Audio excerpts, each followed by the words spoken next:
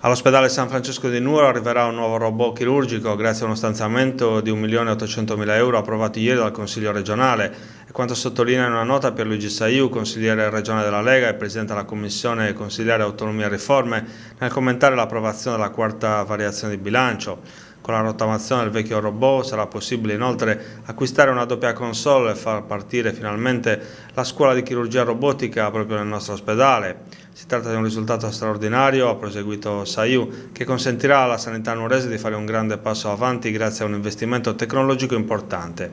La chirurgia robotica è un'eccellenza della nostra sanità, investire su quello significa investire sul futuro della sanità nuorese, sapendo che servono più medici e che oggi chirurgia è un'eccellenza grazie al sacrificio e alla professionalità di chi ci lavora. Il Presidente della Commissione Autonomia si sofferma anche sullo stato della sanità nuorese in generale. La situazione che abbiamo ereditato è difficile, purtroppo ci sono nuove emergenze tutti i giorni, soprattutto al nostro territorio. Per risolvere tutti i problemi che abbiamo trovato occorre tempo, ma le misure che stiamo adottando iniziano a dare i primi risultati.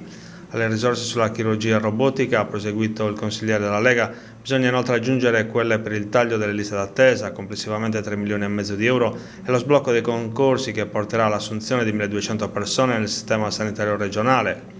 L'assessore alla sanità Mario Niedu sta poi lavorando a un provvedimento importante che ammonta a circa 20 milioni di euro per assegnare a Nuoro le risorse che servono nel quadro del progetto, a pagare le opere realizzate e non consegnate, ma anche per terminare quelle non ancora finite. Per quanto riguarda i servizi, invece, le risorse sono già state accantonate.